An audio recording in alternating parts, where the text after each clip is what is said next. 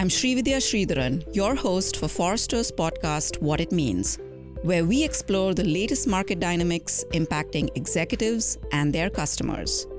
Today, we're joined by Principal Analyst John Butin to discuss how B2B buying is changing in the age of generative AI. Welcome, John. Thanks so much. So excited to be here.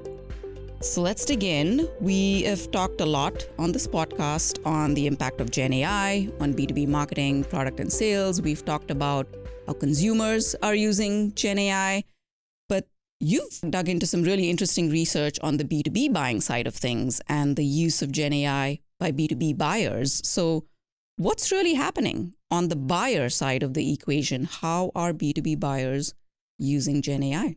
Yeah, it's so funny because we get so focused on how we're using generative AI to do marketing and sales and putting it in our products. But generative AI, it's been 2 years since ChatGPT came out, and it was the fastest adopted technology ever. So it should come as no surprise that buyers are actually using it. This is the first year that we were able to ask in our annual B2B buying study how buyers were using generative AI. And it should be no surprise that 91% of them report that they're using generative AI as part of their purchasing process. And when they look forward, 97% say that they're going to use it in purchases they're doing in the upcoming 12 months. So it's going to have a huge impact on our businesses. And we really need to think about how we change and how this impacts our buying process. We've not seen those kind of adoption numbers, I think, in any of the surveys. So that's pretty high. Let's dig in a little bit specifically on how are they using GenAI in the buying process. I know when we talk about the buying process, we describe it as, the discover phase, the evaluate phase, the commit phase. So can you break it down for our listeners in terms of how exactly are B2B buyers using it in each of those phases? Yeah, I think this was a big surprise for us that they're using it pretty evenly throughout the buying process. Not only have they adopted it, but it's become one of their top sources of information for their self-guided information that they're trying to self-serve. And that's throughout all of these different phases. In the discover phase, we expected that they're going to use this for researching vendors, and they're creating their short list, they're looking for best practices. But then in that evaluate phase, they're creating RFPs, they're analyzing RFP responses, they're comparing vendors, going right in and asking the GenAI tools to do those comparisons for them. And then also in that commit phase to be able to validate that they've made the right choice, build the business case. And throughout the process, it's really helping them streamline this research that they're doing and save time. So primarily they are using GenAI to get smarter about providers that they are researching. What tools are they using? We've also researched at Forrester, the whole trend of BYOAI. There are tools that their companies have sanctioned. There are tools that they're using, on their personal devices. So what's happening with B2B buyers? Like, what kind of tools are they using to do this kind of research? We've seen definitely companies implementing GenAI tools using ChatGPT, Microsoft Copilot, or perhaps the two that companies have implemented internally for their employees to use. And so they're using it. But they're also using these public tools that they're finding. And we're seeing it not just in tools out in the marketplace. Perplexity is another one. And since we started the idea of this survey, when we started, there was only Google Gemini. And since Google has implemented the sort of search generative engine experience with AI responses, so all of these tools are being used by these buyers in different ways throughout the process. They might use the public search engine, conversational search engines in those early phases, and then move into using some that they have within their environment to compare results that they get back as well. Okay, so they're using multiple tools, some sanctioned by companies, some that they're kind of using on their own. Trust in AI and trust in AI output and content has also been a big part of the conversation over the last couple of years. Are they trusting what they are getting out of these tools? I imagine the decision makers, especially in the B2B buying context, I know we when we survey, we run the gamut of purchases that are high value, purchases that are not very large, but this is high stakes. And what are they doing with this output? Are they trusting the output? Are they doing additional research based on what they get from these tools? Yeah, it's interesting. I mean, if you go into any of these conversational search engines and ask a question about something you know really intimately, it's interesting to see what comes back and how much it matches with your sense of reality. I feel like it's a little bit like when we moved from records to CDs and CDs to MP3s, there was a question about whether people would adopt this because the quality wasn't as good. And what we see over and over again is that people value convenience a lot more than they value quality. So of the B2B buyers, 1 in 5 of them have reported that they're seeing unreliable or incomplete information. This has an impact on them. So it's relatively small. And even within these folks that are seeing this unreliable information and reporting on it, they still find that it has an overall positive impact in their buying process, that generative AI has helped them create a better business outcome for their companies. On that note, let's take a break. Last year, Forrester predicted that legal action over privacy protections would strike a major data provider. And in 2024, 2 large firms have already settled major privacy claims. That's the power of Forrester's predictions. Want to find out what's coming in 2025? Head to forrester.com/predictions today. So clearly, from a B2B buying standpoint, the adoption is there. Buyers are using it for research. They are adept at the tools. They are okay with the output. Also, I imagine they're validating it with other sources, their external influencers or their networks.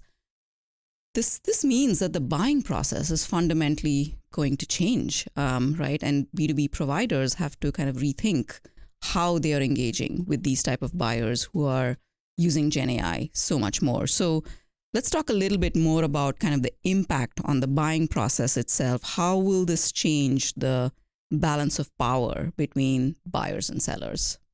It's really interesting. It's a big sea change if you think about it. 20 years ago, there was a big move to disintermediation as Google came in. And when you wanted to buy something, instead of going to an analyst like Forrester or your systems integrator or a publication from CMP to understand, you could go to Google and search and find those providers and look on their websites directly. And what we're seeing is kind of re-intermediation. So you can go to these generative AI tools and get an answer, not just search for a website where you can get an answer. Mm-hmm. And so a lot of this activity is happening outside of the vendor's view. Instead, they have to create a lot of this content and expect that buyers will be able to access it through these, what's currently being called conversational search engines. But maybe we should think about them differently, because you're not really just searching for a website, you're researching. Maybe it's a conversational research engine. Yeah, and I think the expectation of, the answer versus the path to the answer, I think seems to be that shift. That's a big shift. And then it's also a great productivity tool. So we see that these buyers report that they're spending less time doing this kind of research activity. They're coming to decisions faster about what they're going to purchase. And it also opens them up to greater opportunities. So they also report that they are more likely to consider new and different vendors than they would have if they weren't using generative AI. So let's dig into this implication. This is a big one. B2B buyers are going to consider more vendors in their research, and the number of vendors that they're researching, is going to increase. And, I think that's what we said in our recent predictions report. We predicted that GenAI will drive buyers to consider 5 or more providers for large purchases. So this is big again, because, it's not just the vendor that you've worked with for many years. I'm sure it opens up the conversation within that buying group internally on, okay, who have we not considered? Can we research more? And that barrier to entry is low. So talk a little bit about like, what does this mean in terms of that increased consideration set of vendors in that research phase? Absolutely. We see the barrier to research, the cost of doing research really dropping because of these tools as they are today and as they'll grow, as you'll go out and have, say, an agent go out and gather and do many of these searches on its own. And so it's going to make it easier for buyers to gather this kind of information, to analyze this kind of information and do it in a more neutral way. This will maybe reshape that purchase process where we think today about, say, a buyer going out and trying to understand what the set is of competitors and then asking, turning that from a long list into a short list and then getting really focused with the short list. And now they might just keep everybody in the list because you can do it. And then they're going to skinny down pretty quickly and then get involved with people. I mean, the process while they're doing this self-service, and that's the big macro trend, is that buyers want to be in control and self-serve this information. While they still want to do that, there are still 13 plus people involved in the buying process for these complex purchases, and they're doing a dozen interactions each. The sellers are still involved, subject matter experts, product experts, they go to trade shows. All of these things are factors that factor in there. But that might happen in a more compressed time frame later in the buying cycle, with a lot of it happening self-service outside of the view of these providers in the generative AI world. Okay, so this means that even within the buying group, we've noticed that there are a lot of players in the buying group. There are users, decision makers, different types of players in the buying group. Will this increase the number of people involved? Will the size of the buying groups grow? Or will GenAI and B2B buyers' adoption of GenAI, will it help actually streamline some of those conversations and make buying groups smaller? What do you think will happen there? I think we have seen the buying group grow over the past 5 years, and that's a general trend, especially as people have started working remote and they can join in these processes more easily. One kind of funny impact of generative AI is how people use it internally as well. So it's not just about these conversational research engines. They're using generative AI tools to govern the buying process, analyzing information internally and presenting it. So it'll be easier to get summaries and also get some of the bias potentially out of some of those summaries. Then when you think about convening a group together to make a decision, if you're doing that on a chat platform, on a webinar platform that records these conversations, you can help steer it. I know I, for one, when I see my time talking bar start creeping up, I know it's time for me to sit back a little bit. So we're going to see a flourishing of different voices and a more balanced decision-making process, especially in, say, governed procurement areas like in government or in construction contracting. When you have those decision-making conversations recorded, the tenor and nature of those conversations might start to change a little bit and bring those groups together a little more quickly. So maybe the hippo kind of decisions, which is the highest paid person making the decision, will no longer fly. That could be a really interesting outcome of generative AI on the buying process. Okay, so big adoption for B2B buyers. They're researching lots of changes that we're expecting to see in the buying process. Kind of going back to what should marketers, sales leaders, product leaders, what should they do? This is a pretty big seismic shift in the way B2B buying will take place in the next, 5-10 years. What should they put in place now as it as it pertains to their content? As it pertains to governing their content, we've also in our research, I think, talked a lot about sort of brand safety, making sure their brand gets reflected, accurately out there. So there's a lot of other implications. But what should B2B companies do to prepare for the shift? Yeah, well, the first thing that they should do, thinking about that conversational research engine, is they need to make sure they have the content to address the questions that buyers have. And we're seeing buyers use these tools later and later in the buying cycle. And traditionally, we've seen providers focus their content on that customer acquisition end of the buying cycle. So really having the kinds of content to be able to populate these engines across the buying process can be really important. My colleagues, Kathleen Pierce and Paul Ferran, have done some great work on using questions to drive content. Then it's also about the credibility and authority that you present in this content. And just putting content on your website that's corporately authored isn't going to get it picked up as well, at least in this current phase. And we're beginning a process where this will evolve just the way search engines have evolved. But you want to think about having your subject matter experts, your executives, your clients being out there on your site and also in public forums to be able to be talking about your talk track in ways that are going to be in the marketplace.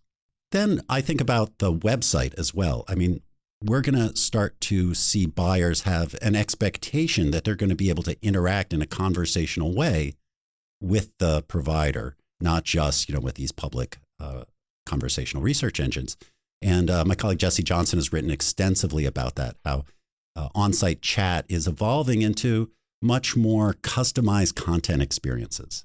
So satisfying buyers' expectations as they come and interact with you.